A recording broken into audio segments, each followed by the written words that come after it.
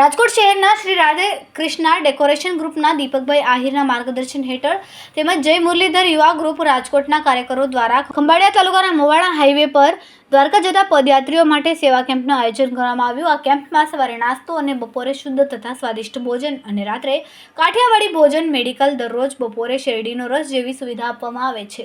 દરરોજ રાત્રે રાસ ગરબાનું પણ આયોજન કરવામાં આવ્યું છે। દરરોજ લગભગ 2000 જેટલા પદયાત્રીઓ આ તમામ સુવિધાઓનો આ કેમ્પ દ્વારા લાભ લે છે।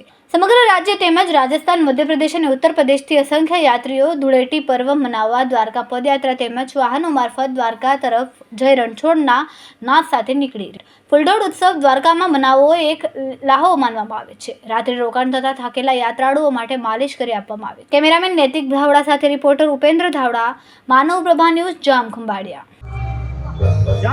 તાલુકાના મોવાડા ગામના પાટિયા પાસે મુરલીધર ગ્રુપ અને રાધે કૃષ્ણ ડેકોરેશન દ્વારા દ્વારકા જતા પદયાત્રીઓ માટે સેવા કેમ્પનું આયોજન કરવામાં આવે છે।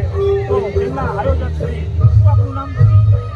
દીપકભાઈ આપણી સાથે અહીં ઉપસ્થિત છે। દીપકભાઈ, આ જે કેમ્પ તમે જે કરો છો એ કેટલા વર્ષથી કરો છો?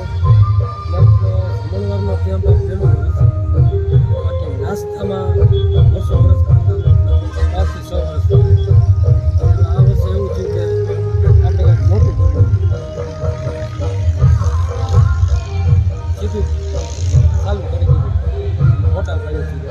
આપણે મંડપ સર્વિસમાં બધો માલ ઘરનો છે, ભલે દ્વારકા દેશની તૈયાર છે।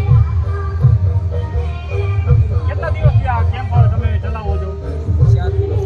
4 દિવસ, બરાબર। અને રોજનું અહીંયા પદયાત્રી કેટલું આવે છે તમારા અંદાજ પ્રમાણે? 2500 માણાની આજુબાજુ આજ 4562। આજ રોજ ખંભાળિયાથી દ્વારકા જતા પદયાત્રી સાથે આપણે વાત કરીશું। શું આપનું નામ? મારું નામ મીના છૈયા છે। ખંભાળિયા નગરપાલિકામાં છું। બરાબર, કેટલા જણા કેટલા વર્ષથી તમે આ ચાલીને જાઓ છો? આ કેટલામું વર્ષ છે? મારે તો આ 5મું વર્ષ છે અને અમારું 5-6 વ્યક્તિઓનો ગ્રુપ છે, અમે હારે જ જઈએ છીએ। બરાબર, અત્યાર સુધી તમે કેટલા કિલોમીટર કાપ્યા અને હવે પછી કેટલા કિલોમીટર તમારે કાપવાના છે? 10 કિલોમીટર 10-11 કિલોમીટર જેટલું જ કાપવું છે આજે સુધી, પણ હવે પછી હું છેક દ્વારકા એટલે ઓછામાં ઓછા 90 કિલોમીટર સુધી અત્યાર સુધી તમે ખંભાળિયાથી નીકળ્યા, બરાબર, ત્યારે તમે કેટલા કેમ્પમાં સુવિધા લીધી ને શું તમને સુવિધા મળી કેમ્પમાં? હું પહેલાં તો ખોડિયાર મંદિરેથી સુવિધા લીધી, ત્યાં અમે ચા પાણી નાસ્તો કર્યા અને ત્યાર પછી અહીંયા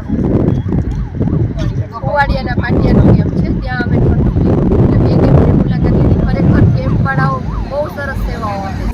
અમારા વિડીયોની નવી અપડેટ મેળવવા માટે સબસ્ક્રાઇબ કરો માનવ પ્રભા ન્યૂઝ ચેનલને, બેલ આઇકન ક્લિક કરો લેટેસ્ટ વિડીયો સૌથી પહેલા મેળવવા માટે।